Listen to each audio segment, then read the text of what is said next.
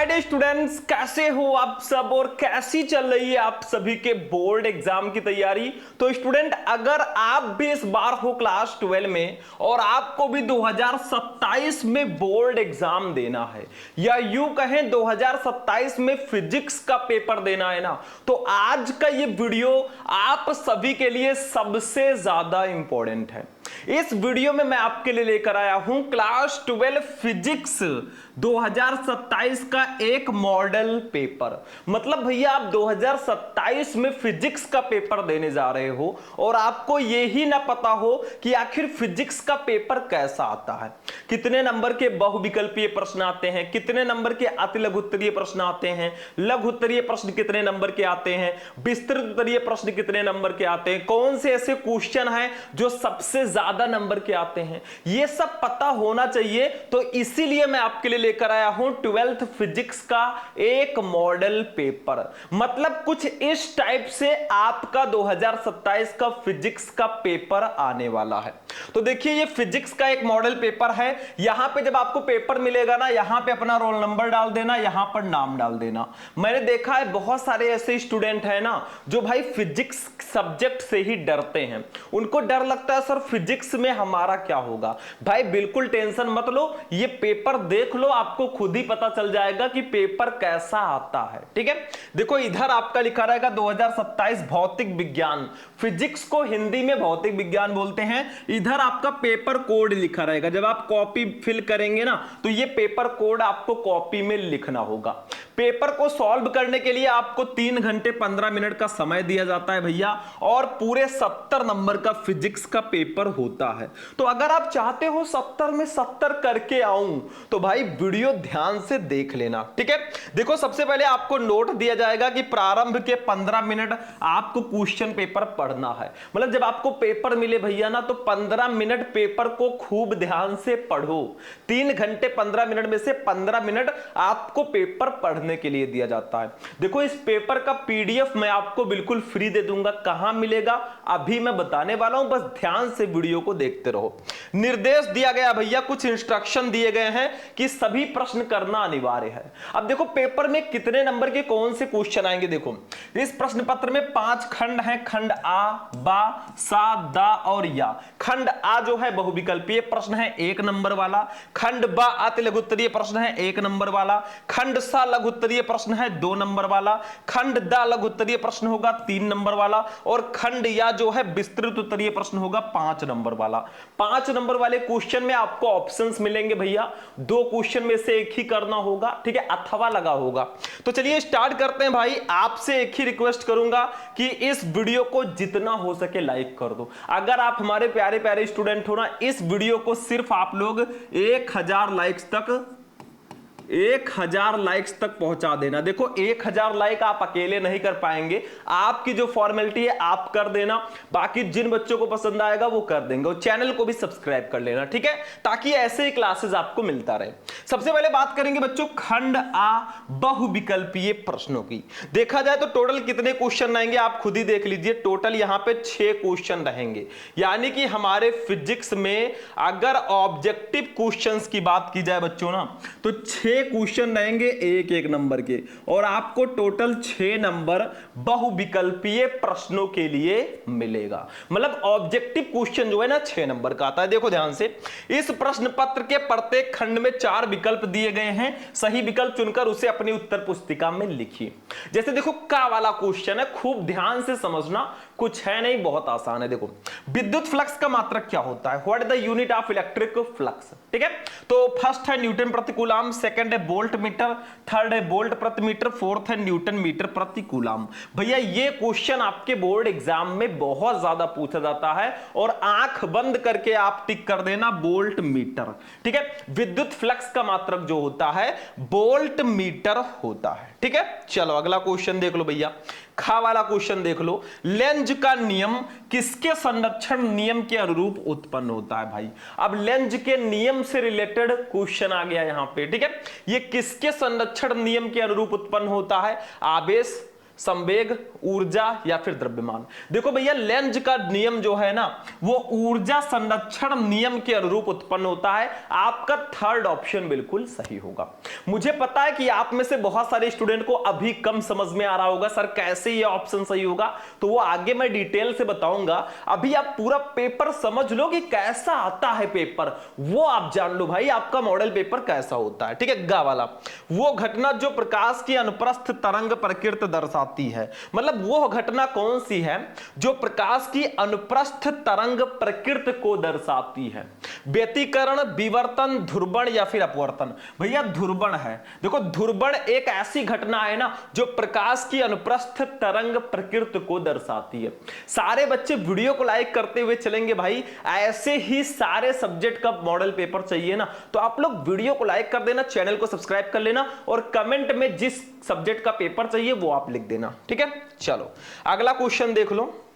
घा वाला देखो, 100 माइक्रोफैरड धारिता वाले संधारित्र को 10 वोल्ट तक आवेशित करने पर उसमें संचित ऊर्जा कितनी होगी। अब भाई ये न्यूमेरिकल मॉडल ही आ गया है, अब हम क्या करेंगे भाई, अरे बहुत आसान है, चलिए कर लेते हैं। जैसे देखो C हमें दिया गया है, धारिता को हम C से डिनोट करते हैं, ये हमें दिया गया है 100 माइक्रोफैरड। 100 माइक्रोफैरड, इसको अगर फैरड में बदलेंगे तो 100 गुणे 10 के पावर -6 ये फैरड हो जाएगा। ठीक है, मतलब अगर हम माइक्रोफैरड को फैरड में बदलते हैं तो 10 के पावर -6 से गुणा करना होता है। तो 100 माइक्रोफैरड को हम लिख सकते हैं 100 गुणे 10 के पावर -6 फैरड। अब बी विभव भी हमें दिया गया भैया 100 वोल्ट, कितना विभव दिया गया 10 वोल्ट। 10 वोल्ट हमें निकालना क्या है, हमें संचित ऊर्जा U निकालनी है भैया। तो एक फॉर्मूला छोटा सा लगा देंगे, U = 1/2 CV²। अब U = हमारा हो जाएगा 1/2, C की वैल्यू है 100 गुणे 10 की पावर -6। ठीक है, और V की वैल्यू है 10, 10 का स्क्वायर करेंगे तो इसको 100 लिख दीजिए डायरेक्ट 100। ठीक है, 100 को 2 से कट करेंगे, 2 से कट करेंगे 50 आ जाएगा। थोड़ा सा मैं अलग समझा देता हूं, इसको मैं इरेज कर देता हूं, देखो ध्यान से। अब U = हमारा आ गया, U = देखो ये 50 ये हो गया 50 गुणे 10 के पावर -6 और गुणे 100 को लिख सकते हैं 10 के पावर 2 लिख सकते हैं। देखो 100 को क्या लिख सकते हैं 10 के पावर 2। अब इसी को सॉल्व कर लो भाई, देखो ध्यान से, थोड़ा जगह कम है तो आप लोग एडजस्ट कर लेना। U = हमारा हो जाएगा, देखो 50 को हम इसमें से 5, देखो 5 को रहने देंगे बाकी 10 को हटा देंगे तो ये हो जाएगा 5, 10 के पावर -6 है। ठीक है, और जो हमने 50 में से 10 निकाला है 10 के पावर 1 होता है और 2 10 के पावर 3 हो जाएगा। ठीक है, 10 के पावर 3, मतलब जो 50 वाला 10 था ना वो 10 के पावर 2 में अटैच हो जाएगा। तो अब हमारा आंसर आ गया U = आ गया, देखो 5 गुणे 10 के पावर -6 में से 3 जाएगा तो -3 बचेगा जूल।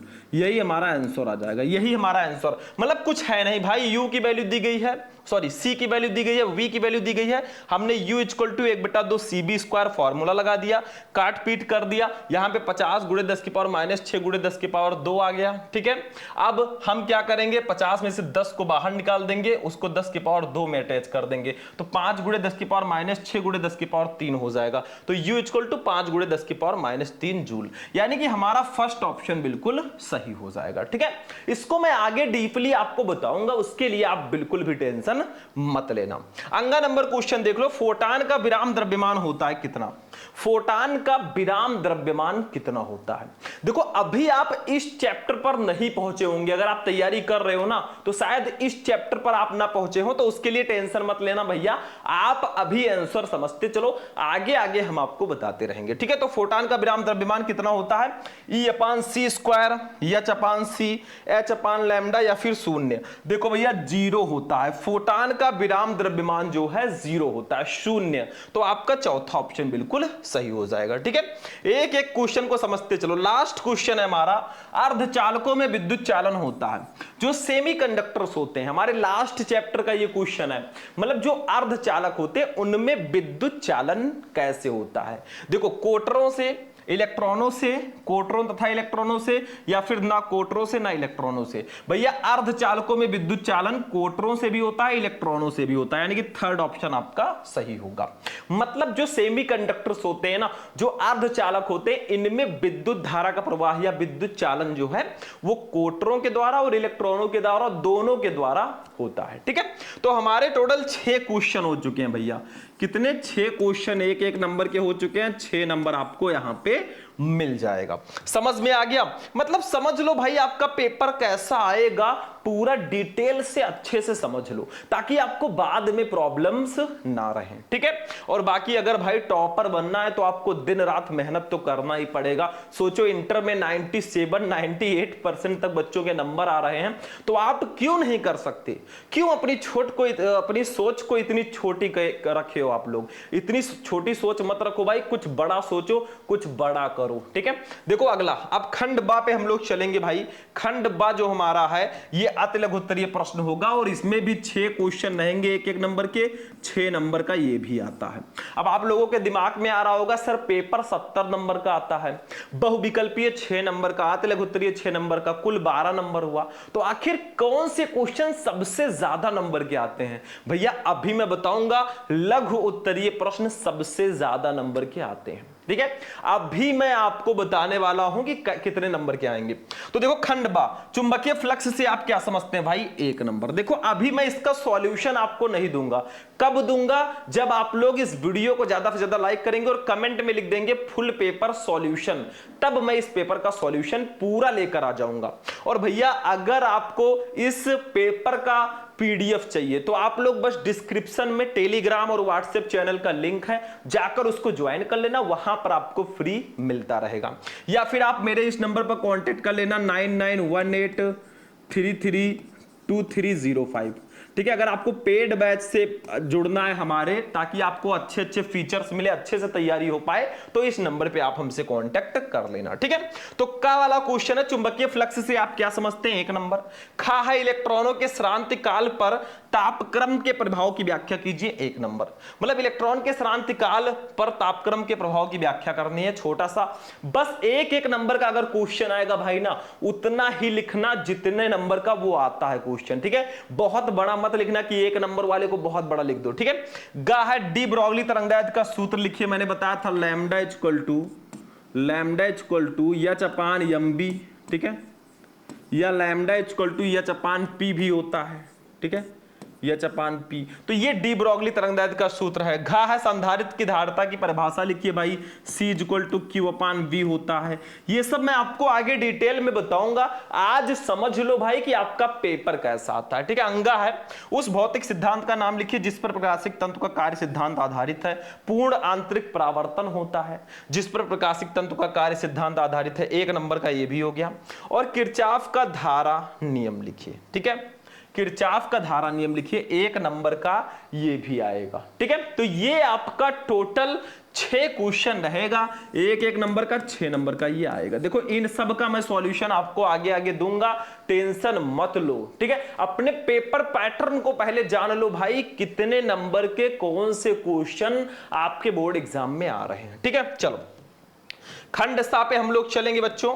अब ये खंड सा है भाई, लघु उत्तरीय प्रश्न है, 2-2 नंबर वाला। 4 क्वेश्चन रहेगा, टोटल 8 नंबर आपको मिलेगा लघु उत्तरीय प्रश्नों से। ठीक है, मतलब ये 2-2 नंबर वाले जो लघु उत्तरीय प्रश्न है ना, कुल आपको 4 क्वेश्चन दिए जाएंगे। जैसे देखो तीसरे का कूलाम का वैद्युत बल संबंधी नियम लिखिए। हमने कूलाम का नियम आपको पढ़ाया ही है कि 2 स्थिर बिंदु आवेशों के बीच लगने वाला आकर्षण अथवा प्रतिकर्षण बल दोनों आवेशों के गुणनफल के अनुक्रमानुपाती तथा उनके बीच की दूरी के वर्ग के व्युत्क्रमानुपाती होता है। फर्स्ट चैप्टर में बहुत इंपॉर्टेंट है, 2 नंबर का।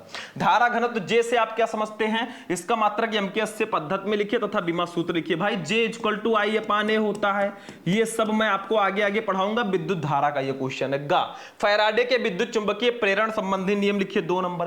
भाई नियम कोई भी हो, चाहे फिजिक्स में हो या केमिस्ट्री में हो, नियम आपको छोड़ना नहीं है बिल्कुल भी। सारे के सारे नियम पढ़ना ही पढ़ना है, क्योंकि ये आपके बोर्ड एग्जाम में आते ही आते हैं। घा है व्यतिकरण तथा विवर्तन में अंतर लिखिए भाई। ये भी बहुत ज्यादा इंपॉर्टेंट है हमारे तरंग प्रकाशिकी से। तो 4 क्वेश्चन रहेंगे, 2-2 नंबर वाले, ठीक है, समझ रहे हो, 2-2 नंबर वाले 4 क्वेश्चन यानी कि 8 नंबर इसके लिए भी आपको मिलेंगे। अब हम चलेंगे भैया खंड दा पे, इसको ध्यान से समझना भाई क्योंकि ये बहुत इंपॉर्टेंट है। टोटल 10 क्वेश्चन रहेंगे 3-3 नंबर के, 30 नंबर, यानी कि भैया 30 नंबर के सिर्फ 3 नंबर वाले लघुत्तरीय प्रश्न आते हैं।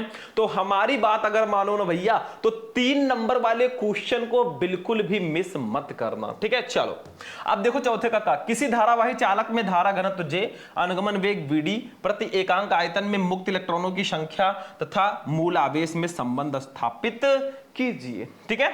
चलो J equal to any Vd कुछ ऐसे करके था कि नहीं था, J equal to any Vd, ठीक है, ऐसे कुछ करके था, ठीक। चलो आगे देखो खा वाला, किसी वैद्युत द्विध्रुव के अक्ष यानी कि अनुदैर्ध्य स्थिति पर किसी बिंदु पर वैद्युत विभव का सूत्र स्थापित कीजिए। भैया अच्छी स्थिति निरक्षीय स्थिति बहुत ज्यादा पूछा जाता है, चाहे फर्स्ट चैप्टर हो चाहे सेकंड चैप्टर हो, ये 3 नंबर में भी आता है, 5 नंबर में भी पूछा जाता है, ठीक है। गा वाला क्वेश्चन देख लो भैया, नाभिकीय संलयन से आप क्या समझते हैं, ये भी बहुत इंपॉर्टेंट है नाभिक चैप्टर से, जो आगे आगे आप पढ़ोगे। घा, एक समतल वैद्युत चुंबकीय तरंग में वैद्युत क्षेत्र के दोलनों की आवृत्ति 2 × 10⁻10 हर्ट्ज तथा आयाम 30 वोल्ट मीटर है। तरंग में चुंबकीय क्षेत्र का आयाम ज्ञात कीजिए।